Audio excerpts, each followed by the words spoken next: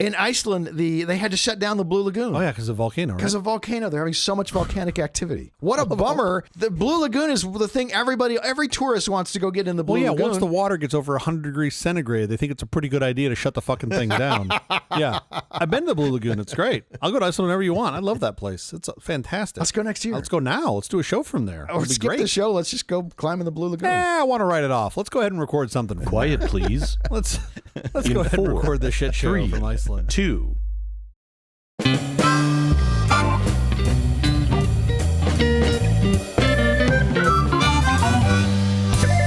Company presents a truly terrible podcast. Welcome to Nonsense Season 2, Episode 11. I'm Jeff Parker. I'm Stu Little. This is our take on the week's business, tech, and entertainment headlines. This time, we'll look at dystopian AI troubles. Oh, it's been a minute since we've talked about AI, isn't it? It's Rosie the Riveter Day, recognizing the legacy of working women in America and the contribution of women during the Second World War. Since every able-bodied man was sent to fight for the Allies, the nation's manufacturing came to a halt. From heavy machinery to steel mills and freight ports, every male-dominated industry came short of personnel due to abrupt drafting. So the federal government issued propaganda to encourage women to join the industrial workforce as a patriotic duty. The iconic poster with a woman in a red bandana raising her fist was used to recruit women. More than 19 million women held jobs outside of the traditional women's workforce for the first time ever. The U.S. government inadvertently became responsible for the second wave of feminism in the West. What's interesting about this, and they don't talk about this a lot in the history, is the U.S.'s distribution of the Rosie the Riveter propaganda was all done via TikTok. I didn't know that. Yeah, the very early adopters of TikTok. They didn't put that in our history books. They didn't write that in there. They didn't want to talk about TikTok. Well, now it's much more sad that they're going to shut TikTok down because I didn't know it had such a historical importance. They're not going to shut it down. They're going to sell it to Martin Scully. Well, they might as well shut it down. Yeah, exactly. He's going to buy it and charge you all $500 to watch the floss dance. All of the men who came back from work then shoved women out of those jobs again. And yeah, put them back that's in the part of the story we actually don't talk about, right? That's the crazy part of yeah, that. they're like, and they're like, oh, well, you belong in the kitchen. You can't be doing a man's job. And it's like, hey, fucker. And obviously, they were doing it well for 10 years. Yeah, in a lot of cases, I would say probably better. I think workplace injury and fights were down 1,000% when women were running the fucking factories. This still makes me grumpy. How's your week going? My week has been lovely. My children, as you know, are still young enough that we're trying to figure out what they enjoy and what they excel at. Sure. Because there's this whole world of possibilities. And we took both my kids, but mainly for the older one, to a BMX park. It's called Freedom Park BMX in Camarillo, and it was absolutely lovely. It's a 1 hour That's awesome. lesson with a 2 hour practice. And I'm like, oh, they'll do an hour, then they'll be tired, and we'll go have dinner or whatever. They would not come off the course. They'd stop every 30 minutes, have a drink of water, and go right back out for 3 hours. Literally, the woman that owned the place came over to me at one point and she's like, we have to close at some point, right? I was like, yeah, I totally get it. But it was so much fun. I mean, it's a legit BMX course with jumps and 20-foot drops and a gate. And my son, they would drop the gate, like the launch gate of a BMX course. Sure. And you'd see all these teenagers and adults would come flying out of there. And behind him is my little 6-year-old, 5, he's not even 6 yet, riding his bike, just like ding, ding. And then as he'd go over the bumps, he would make a noise. I mean, he'd be like, whoa, over every bump. It was the cutest thing I've ever seen. So anyway, that was a lot of fun. And these are the moments with your kids where it just warms your heart. And that was my weekend. So the woman who owns the course came up to you and said, I own you now. Yeah, you might as well just hand me your wallet. Basically. Well, here's the crazy part. Their business, like this practice session and the 2 hours of practice and the 1 hour of lesson cost me $15 per kid. So how do they insure kids that cheaply? That's crazy. I mean, I signed a waiver that anything that happens, that was less scary than the waiver I had to sign going to a fucking petting zoo for a birthday party. And in the waiver, it's like may result in death. And I was like, of course. What kind of animals are we petting here? Alligators. They should not have the alligators in the petting zoo. I've said this for years. We have the Tyrannosaurus Rex. We got it from Spielberg. Yeah, it's right here in the back. It was on loan. Don't pet it. Anyway, great time, lots of fun. I think I've got at least one, if not two, BMX riders in the family, and I absolutely loved it. That's fun. How about you? How's your week? Dodgers opened their season. That's pretty cool. They opened it, oddly enough, out of town. Yeah, and Arizona? By out of town, I mean in South Korea. Again, that's amazing. The Padres. Was that on the way back from Arizona, or were they flying back? Let's stop in South Korea really fast. I'm not sure how that routed. I think that's really cool that they're doing that, by the way. It was a 3 a.m. game in Beverly Hills, so you had to get up really early if you wanted to watch it or stay up really late. So Once we finish the road trip, we'll come back to the U.S. and play a few more spring training games that don't count against the Angels, and then the rest of our season will begin. Wait, did the games in South Korea count? No, they were preseason games too. They did. They absolutely did. Those were real, those were season games. Interesting. Yeah. Now, I have one question for you. We've talked about this before on the show. I'm a big fan of ISO 8601 for time formatting. Yes. What I didn't know is that Beverly Hills has their own time, apparently. Is that BHST? How do you... BHST, yes. Oh, you're in BHDT now, right? For daylight time? So Beverly Hills daylight We're time. 10 minutes ahead of the rest of you. Oh, is that how it works? Yeah. We get the news earlier. We get everything early. It's great. So I understand. So you're not just paying for the zip code. You're paying for early access to all things. Totally worth it. Understood. Okay. Beverly Hills time. Understood. We should get to our headlines. We should. The 6% commission on buying or selling homes is gone after a Realtor Association agrees to seismic settlement. Yep. Now it's 20%, everybody. You're fucked. Yeah, exactly.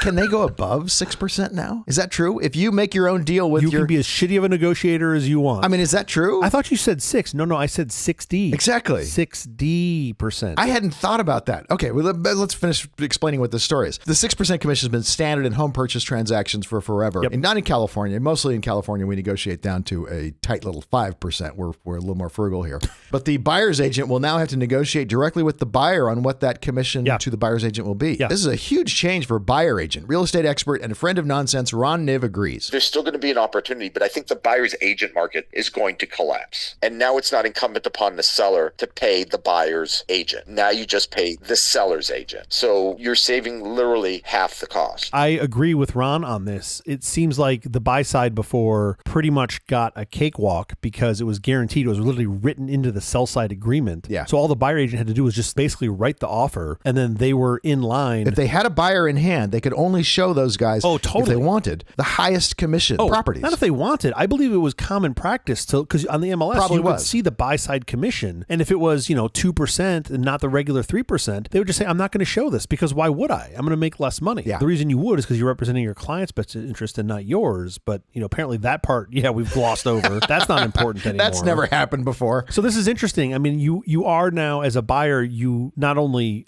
get to, but you have to negotiate with the buy side. And the NAR, the National Association of Realtors, I've read through some of their Q&A. I haven't read through all of it, but they said there's all this passive aggressive language in there where they're like, well, we've always said that buyers should have a written agreement with their buy side agent. I'm like, yeah, my buy side agent, I'm sure, is going to give me 1.5 points back on the 3 points that they're getting a lock on. Yeah, sure. They're going to put that in paper. No problem, guys. You've done nothing wrong here. But this is super interesting. The settlement was much less than I thought it was going to be. I'm actually kind of grumpy about the settlement because I feel like, I don't know this to be factual, I need to go do a little more research on TikTok. I feel like they gave in when they had a much bigger prize ahead of them. So I'm assuming whoever the lead plaintiff was or the attorneys representing it, they got a nice payday. Right. But there was a better opportunity here. And I feel like the NAR, they were like, fuck, we've got to protect something. What can we protect? What we can. And they protected the sell side, right? The sell side hasn't really significantly changed. And they gave up the buy side. And I look at it and I go, the whole thing's still fucked. The MLS is still a walled garden that you can't get into. Maybe. The seller agents still have a tremendous amount of control.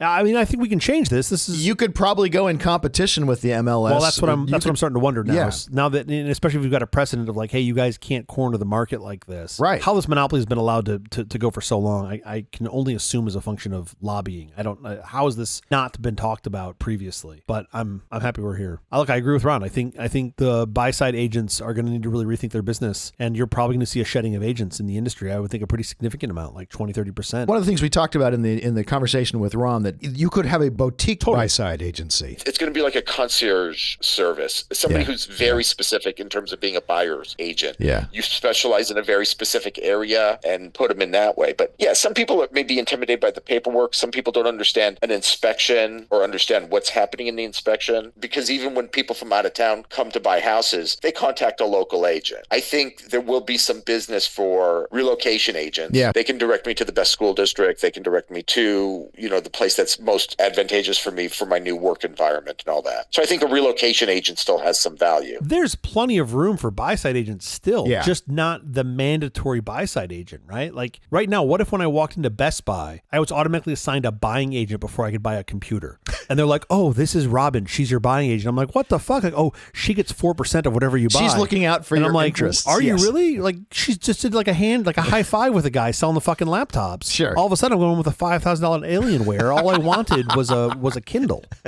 I mean, why is there no buy-side agent when I go to buy anything else? Because that's useless. It's a useless thing. I thought you were going to say computer. But I was literally going to correct you and be like, anything else. What? No, anything. Anything. It doesn't matter. Now, what. a home is usually someone's biggest purchase. It's their biggest asset in their life for most people, right? That is the thing that has the most value in their life. And you go, well, you want some guidance on that, which I totally appreciate. But I also think that the current built-in model the incentive is all wrong. The incentive is totally wrong. Right now, the incentive is just so the buyer just closes the deal. Get the deal to close as quickly as possible. Yeah. I do think there's opportunity here. I really do think this will make the world a better place. We probably have a couple more revisions and a couple more things to fix, but I'm optimistic. I'm optimistic this is a good thing that I didn't expect. UnitedHealth hack takes toll on healthcare providers. Hospital doctors' offices and pharmacies are still struggling with the fallout of the outage of Change Healthcare's payment system, as they worry emergency measures won't be enough if the disruption drags on. Change Healthcare provides technology used to submit and process insurance claims and handles about 14 billion transactions a year, touching 1 in 3 medical records. The breach, which took place on February 21st, prompted the U.S. Department of Health and Human Services this week to launch an investigation into UnitedHealth. So this is a crazy story, like segment worthy for this show. Also, I'm kind of shocked that I haven't seen this reported in the more sort of common media outlets. There hasn't been much talk about this. Sure. I would tell you a listener sent this to me, but it wasn't a listener. It was my wife, actually. Who doesn't listen? My first wife, who has to listen to me, or I should say gets to listen to me. Sure. So she doesn't need the show. This is nuts. So basically, the TLDR is late February 21st. These guys, Alpha V, Black Cat, were able to gain access and lock up a whole bunch of Change Healthcare's system. Yeah. They demanded payment. Of course. Yeah. That's what ransomware people do. Yeah. Like a week or so later, some people happened to notice on the blockchain,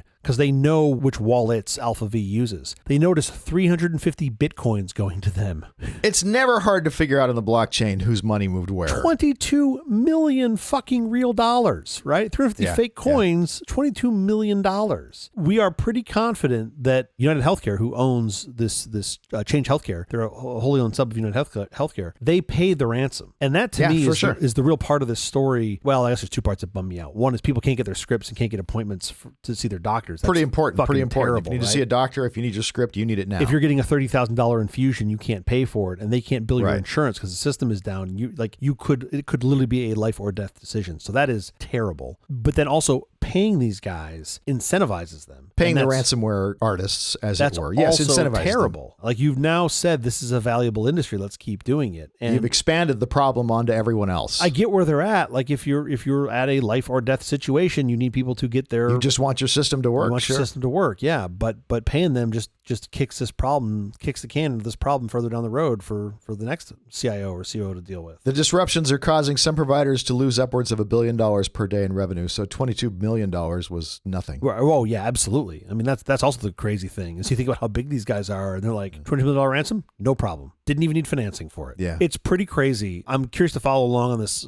a little bit more. Their COO recently said, I think he's the president and CEO, said that they're quote doing some development and rebuilding from safe environments, and some situations where they require remediating and decontaminating infected code, and that sounds like a real slog. Like, that's real work in order to get them back online. This is a great thing that they paid the ransom. We're all in agreement so that they could get back online and back up and working. And the hackers, the ransomwares made some nice money, and maybe we got some nice cars or whatever. So all's well. I hate you. People have to write more secure systems. That's White Hat, though. That's a bounty program. That's a good thing. You want disclosure, Fine. not locking up. There'll be plenty of people. So long as there are black hats to motivate the people to hire the white hats, there'll be plenty of work for the white hats. And eventually they'll make this so secure that the black hats have no in. Why must you constantly piss on my utopia, where we all just get along, everyone sings Kumbaya, all the software works, everybody's password is password 123. Oh, well, that's part of the problem is fine. nobody's changing default passwords on some of the, I don't know if you read some of the things about the hacks at power companies that have been going on lately. Yeah. And it's because they're keeping default passwords. I mean, okay, yes, that is terrible. Also, please enable two-factor. Just please, anytime, anywhere, anything that has remote value to you, enable two-factor. If you're logging into your water fountain and you don't care if somebody has access to it, fine. Keep it as admin 123. I don't care. Sure.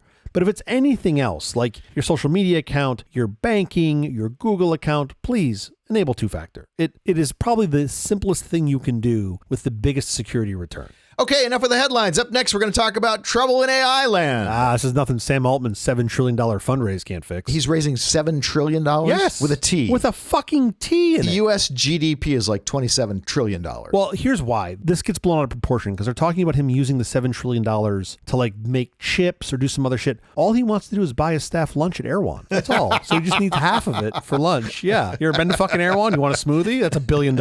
I'm sorry. You want chia seeds in that? $1.2 billion. Like, I just want the fucking smoothie, not the machine and staff that made it. All right, forget Sam Altman for a second. We are going to talk about AI.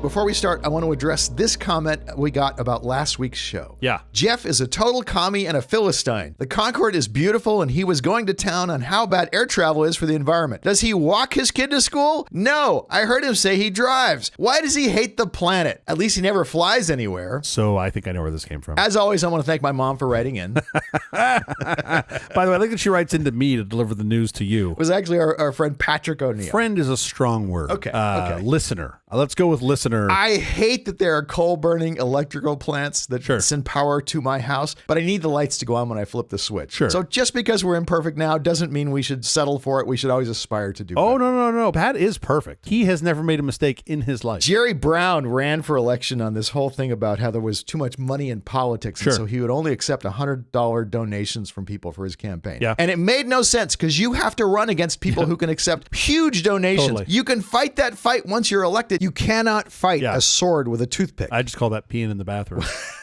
Okay. I'm sorry. You called something different? On the topic of aspiring to do better, Beyond Burger 4 is out now. They iterate this I know. product. I love It's really cool. first It's of like all, a technology product. I love that they iterate. And Yeah. I love that they version it. I want them to go through the same arc that Microsoft did. Graduate from incremental version numbering to year numbering, which is going to be great. Oh, that 2025 Beyond Burger was fucking great. That's like a fine wine. The 2024 was okay, but the 2025, oh, chef's kiss. They do really great work. And so, again, it's something we're aspiring toward. It's Sure. not perfect. Every Beyond Burger you work on making taste better with your fabulous cooking makes the world a better place. It's not perfect like Pat, but it's close. Nothing is perfect like Pat. No, Pat is the perfect son. So Beyond Burger, the political world of Jerry Brown and Jeff Parker, things that are aspirational but not yet perfect. Okay, today's topic should generate a whole lot less passion than the Concorde discussion.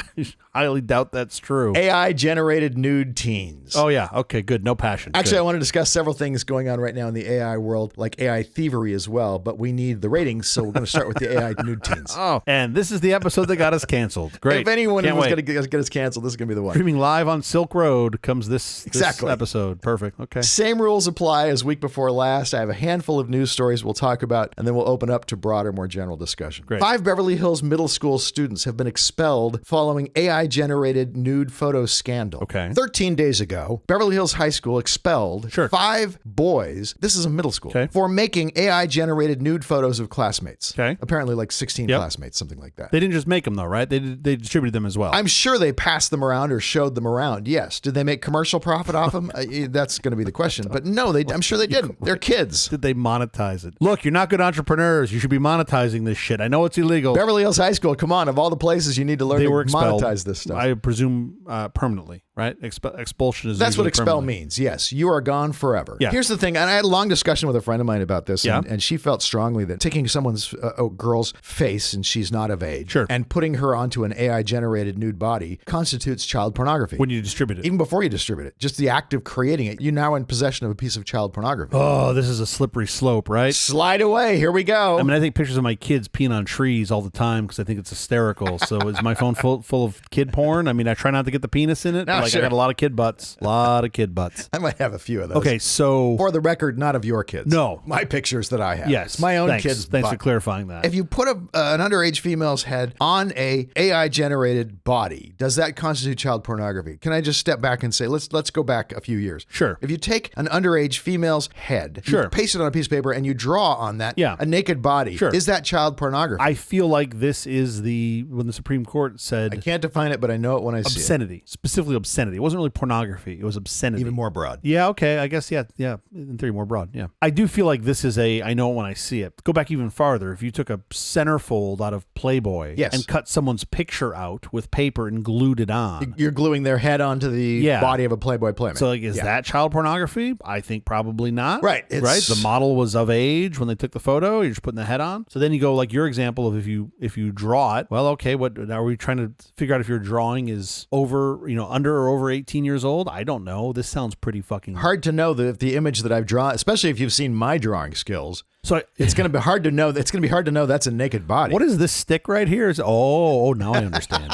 Now I understand. I would need to label everything. I mean, I feel like with AI, all of these things that are surfacing now are all things you could do previously. Now it's just easy and good. So it's really like you can do it faster and right. It's a quality issue. It's really like a quality issue. It's like, oh, this looks really good. Hence the definition of deep fake. My stick figures now look realistic. And by the way, it's more work to make the stick figure than to make the AI generated prompt. Like the prompt is easy. For sure. It's harder to draw the hangman stick figure than it is to write the prompt. Yeah, this sounds super slippery slope. I don't know These how boys were expelled. Yeah. First of all, they're middle schoolers. They're going to do stupid things. Sure. And yes, this is horrible for the girls involved. No question. Were they previous offenders? Had they done something previously? Like, was it just straight from nothing to expulsion, or have they done this before? They can't disclose any of that information. Of course. If you look at the California State Education Code rules, they can't disclose anything. Yeah, which I understand. For the purposes of this discussion, presume they are not repeat offenders. Sure. Yeah, so do you jump right to it? I don't know. You want to nip it in the bud? I guess maybe. Yeah. Maybe you jump right to it. They do say significant in this matter was the containment within 24 hours of the isolated incident regarding the involved parties. Yeah. So apparently there was not previous events. Furthermore, we recognize kids are still learning and growing, and mistakes are part of this process. We're not really recognizing that when you're expelling the kids. Maybe this is I don't want to call it a growing pain because 5 kids got expelled. Yeah. But like this needs to be part of the curriculum of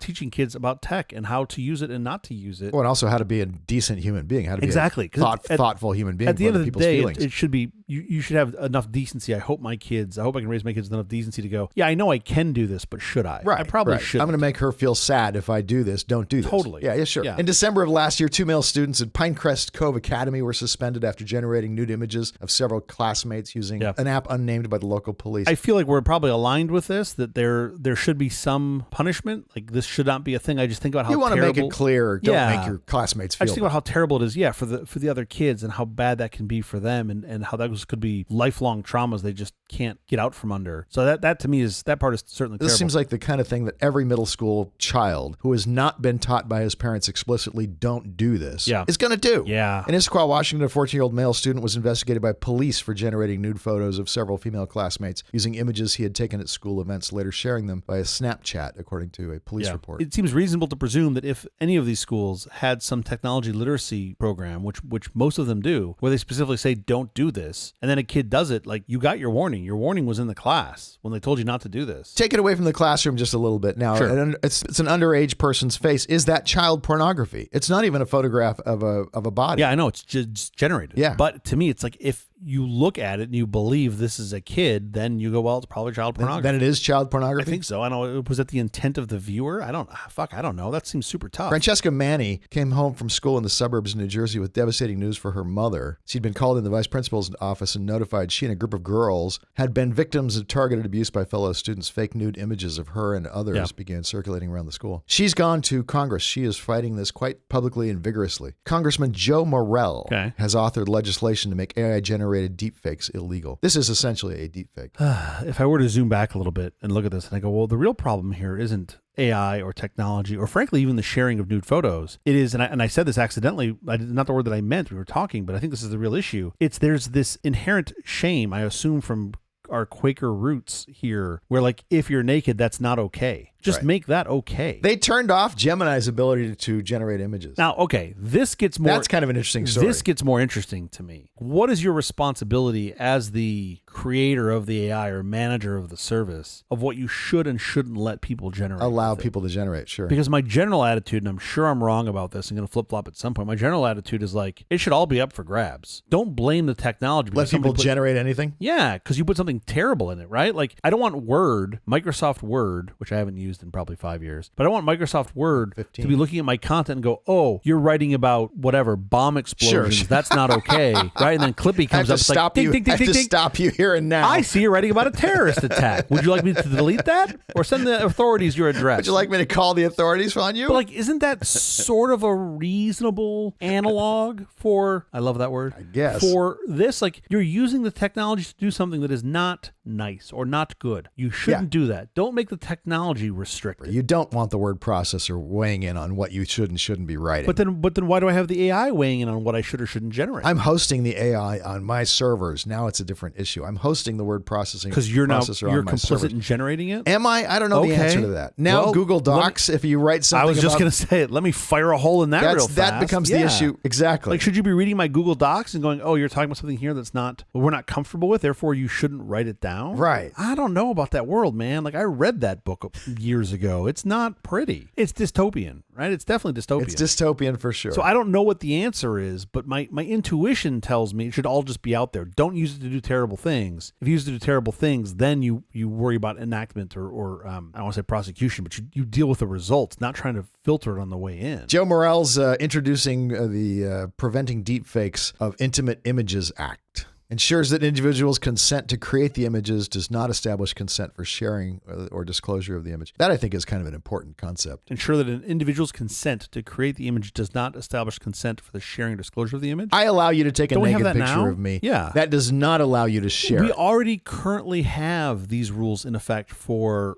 non-AI generated content, right? I take your photo nude. You say, hey, you can take this photo of me nude. I take this photo nude. As long as I don't publish it or try to sell it or commercialize it, I own the But you can copyright. display it. This is stopping you from even displaying it. This is stopping you from sharing. I think display not is- from monetizing. Monetizing is a different thing. I still think I need a release. Those from kids you. didn't charge other kids to see those photos. They gave them away. Okay, mistake number one. Duly noted. Sure. That's why they were expelled. That's the real reason they were expelled from Beverly What Hills you High need School. is blackmail as a service. You need my new BAS model, okay? And then you have the kids opt in, and then you don't show any photos of them. It's great. It's going to put you through school. I love blackmail as a service, BAMAS. Wait, no. I believe displaying your photo is equivalent to publishing. Like, if I take your photo... Publishing, I think, is Hold putting on. it out for commercial gain. If I take your photo nude... Yeah. God, can we come up with a better hypothetical? If I come and take your If photo you take nude... Barkley's photo nude, take something else. I don't save your lens, man. Save your lens. If I take your photo nude and I keep it to myself... I never show it to By the anyone. way, that's the thing I've used AI the most for. Nude pictures of Barkley? Man, you're into some weird shit. No, I put in pictures of Barkley, and then I said, now make Barkley in a spacesuit. Oh, you're clothing him. Oh, it's so much fun to dress now him give up me in all Barkley different with things. with better abs. It's I haven't done things like that, but well. all different kind of clothes, you know. And Guess what you're doing after this recording? give me Barkley as a 1940s newsman, you know. That's so funny. I like that stuff. Great, of course. That's amazing, right? That's what it's there for. If I take your photo nude and you said, yeah, you can take a photo, and I never showed anybody, I don't think you've got any, like, you've got no ability to get that back. If you take a photo and don't show anybody in the forest, does the photo exist? But I own the copyright, and I don't believe I need like a signed release from you. I actually don't even really need your consent if I take the photo. if you're not doing anything commercial. with or displaying it. I think once I display it, I need your consent. If I display it to other people, I need your consent. I don't know if that's true. Do I gain reputation by displaying it? Maybe, as the photographer. So there is commercial value to that. I mean, I think even putting it up on an easel in front of my house, yeah, I guess you can argue reputation, or people go, oh, this guy takes good photos of old white dudes that are naked. Now get that easel down from your house. It's quick.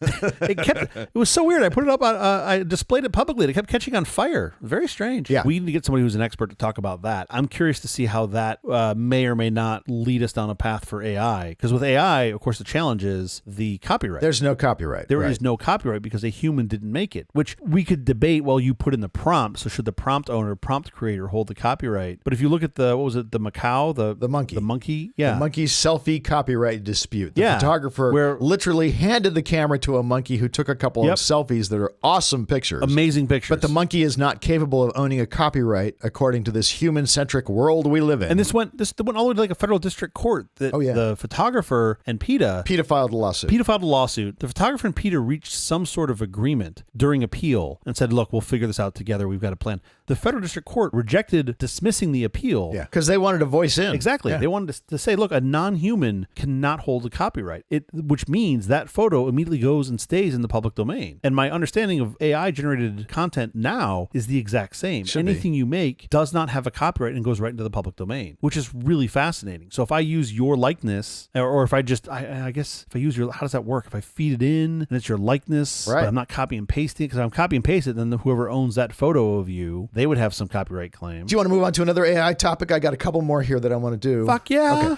Okay. We have not solved anything here. We don't pretend to have solved everything here. We're not solvers. Let me move on to AI created books. Amazon, I don't know if you've seen. Okay. If you go and look for a specific book title that you're interested in for whatever reason, there are not only the one you're looking for, but there's also a gajillion AI knockoffs of it. Yeah. And it looks like the same author, and it looks like, they generate a photograph that looks like that person. Yeah. The AI has ingested this person's book and is now spitting out that book in different words. Okay, so a couple things. One, why don't you, if you've done all of this work with AI and shit to make a fake book, why not just copy and paste the book? Copying and pasting the book is a copyright violation. Rephrasing it, paraphrasing it is not. Yeah, interesting. Okay. Here's where copyright law fails us. You're going to hate that I bring this up again, but it's going to go back to the New York Times. Geosynchronous. It's geosynchronous.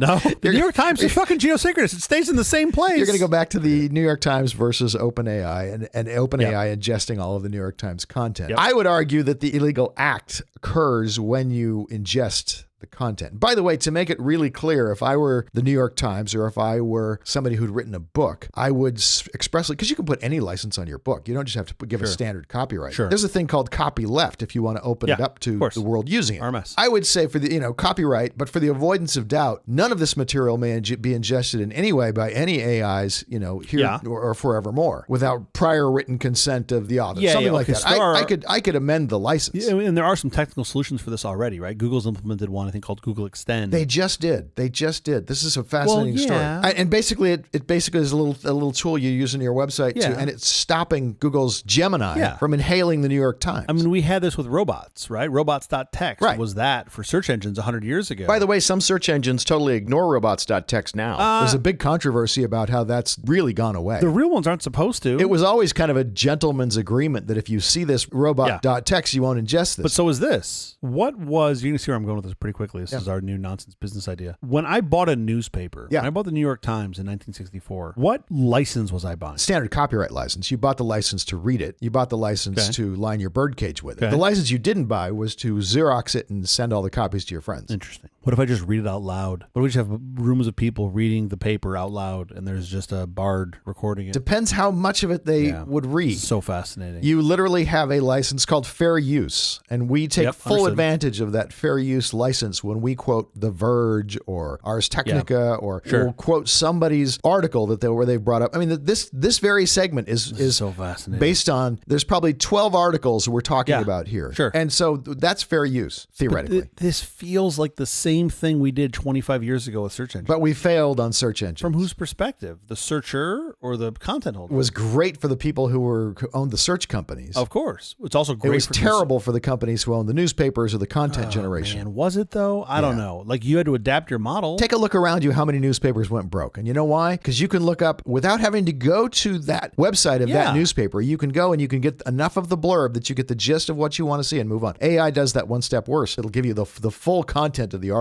just for your requesting. The information is out there. The technology is a way to get the information better, faster, quicker, more efficiently. Yeah. We need, in my opinion, overarchingly here, we need to modify the models to work with the technology, not the other way around. You don't go, well, we have this existing model. We're going to hamstring the technology to fit in this model. And you go, well, the New York Times, and I think they're actually a great example, has to change. Then go look up your own information. Go get your own reporters. Put that into your AI. What they really should do is make some sort of deal with the New York Times that allows them to ingest the data. Oh, totally. That's the first and foremost what should happen. But if the New York Times doesn't want to make that deal, they can't come to terms. The New York Times should be able to say, and can say, for the avoidance of doubt, no AI may ingest this. But doing a deal with the New York Times is what I'm describing in less words. Absolutely, of course, the first changing the model. Yes, that's the model you would like us to go to. For whatever reason, if they can't come to terms, though, the New York Times has every right to say, no, you may not ingest my data. I don't want reporting to go away. I want journalism to get better. Yeah, what I want. So I want it to stay the same or get better, not get worse. So you've got to pay the New York Times. You've got to make some sort of deal with the New York Times. Well, you've got to presumably pay the journalists. I don't know if that's the New York Times or someone else, but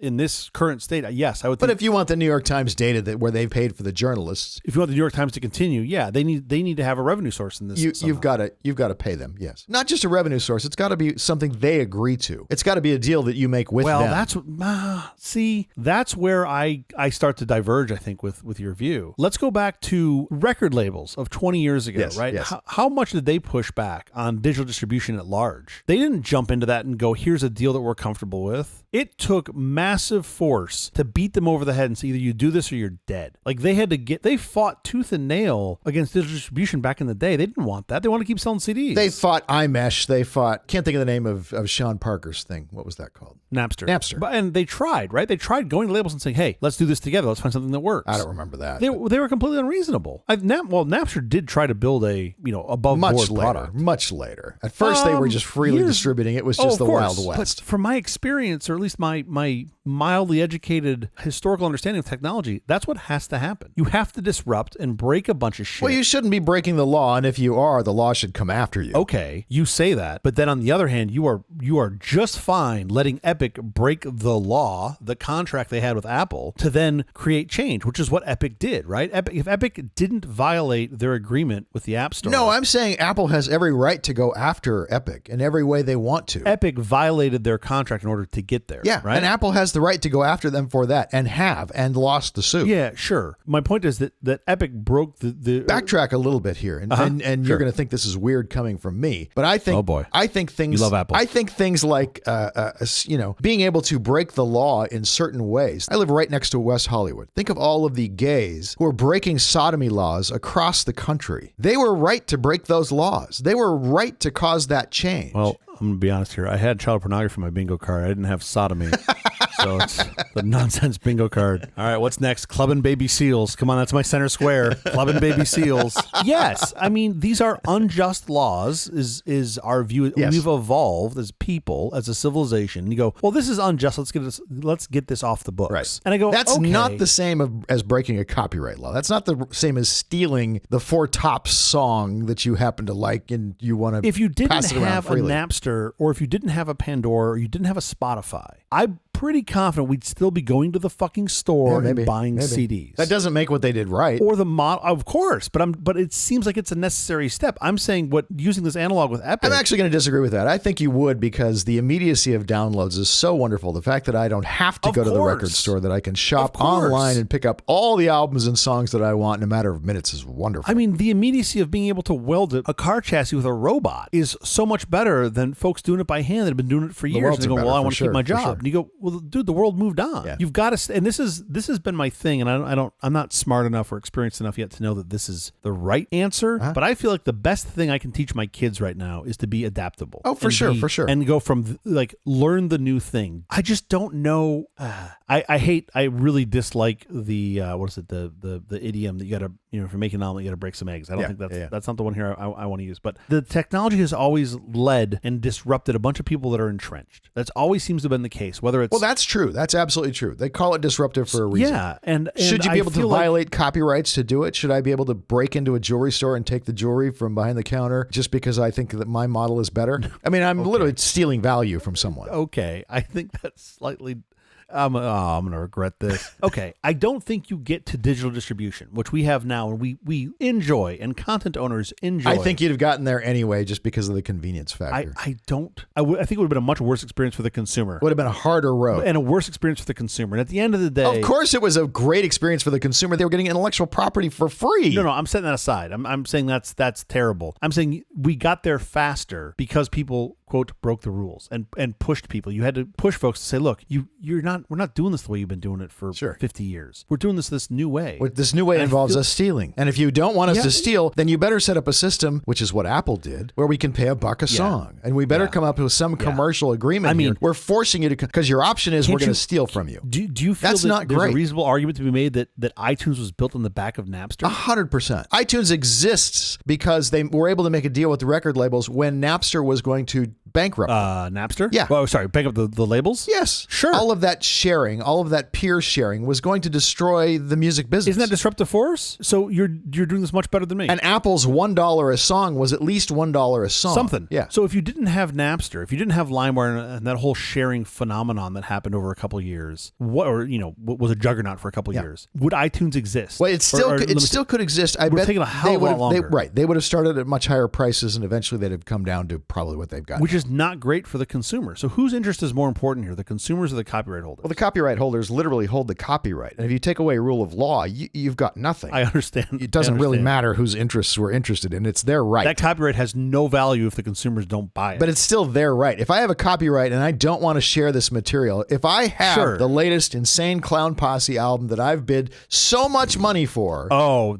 Martin Scorsese. Yes. That fucking clown. I did not have that on my bingo card. No. That's got to be a new bingo. Wow. We are all over the place in this episode. It sounds like we've derailed into, what happened to the music business. But this is the same issue as what is happening with AI. It is the same issue. And I feel like, man, maybe this is just the chaos in me that I think all early stage technologists have to a certain extent. Yeah. I feel like you've got to let this happen, and we have to figure out how to deal with it. As someone who's held an enormous amount of copyrights in his lifetime, you're stealing. You're plain and simple. You're stealing. Technologist, you're stealing. Is it stealing, though? Yes, it's absolutely 100% stealing. If you're passing around my copyrighted material for free, you are stealing. In the Napster LimeWire world, I look at that and I go, 100% theft of copyrighted material. Yeah, for sure. But it led to a better system because at the time there was not a way to get that stuff efficiently. I'm so sorry to cut this off so abruptly, but the clock is unfriendly and I have to get out of here. I know you have to get out of here too. To go. I have nowhere to go. I have 2 kids. There's nowhere for me to go. I hope these discussion segments are of interest there. I'm having a good time doing them. I think they're interesting to me anyway. I mean, look, they're interesting to me, and that's all that really matters to me.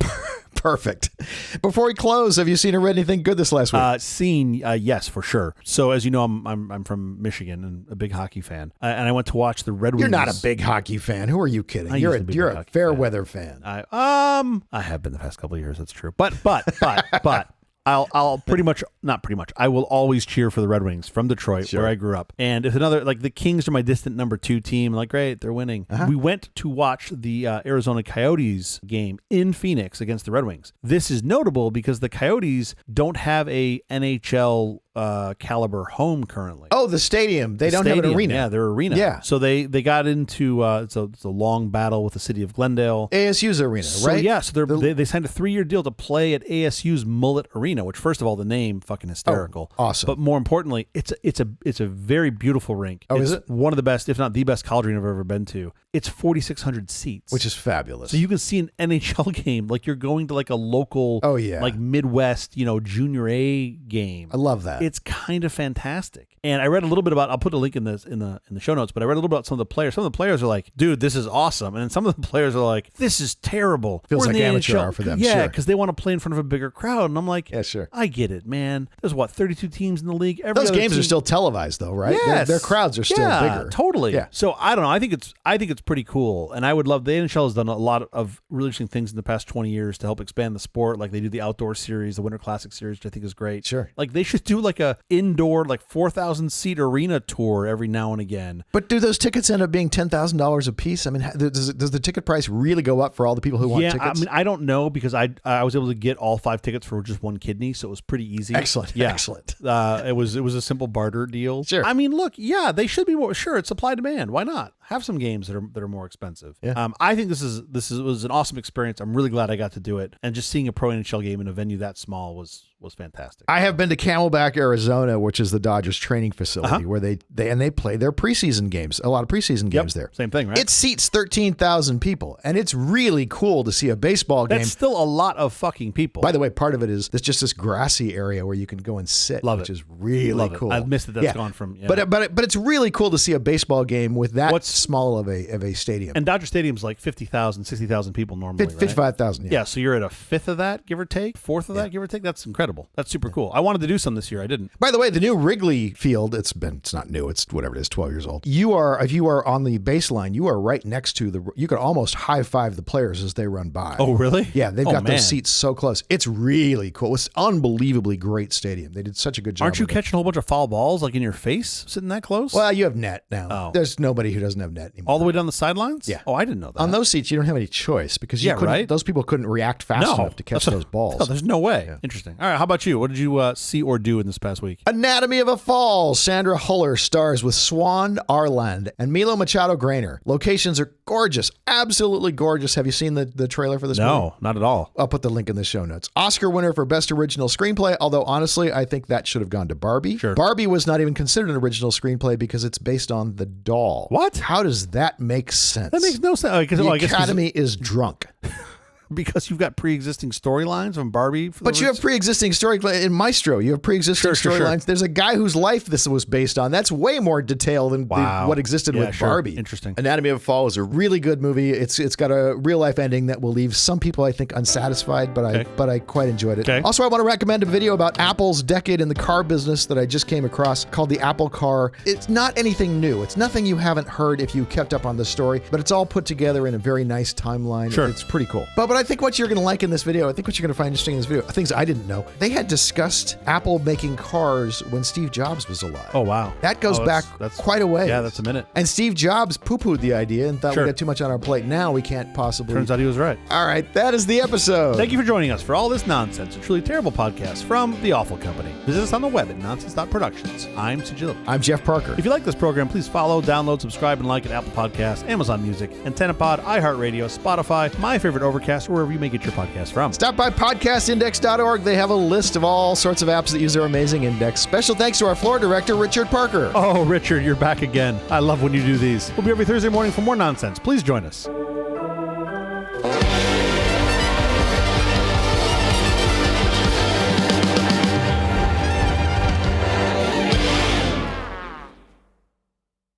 When I was in school. Yeah, but at the time Henry III was in power. The Black Plague was wrecking the whole planet. No, too soon. I love these old jokes, man. I can make these old jokes all day long. It kind of feels like you have.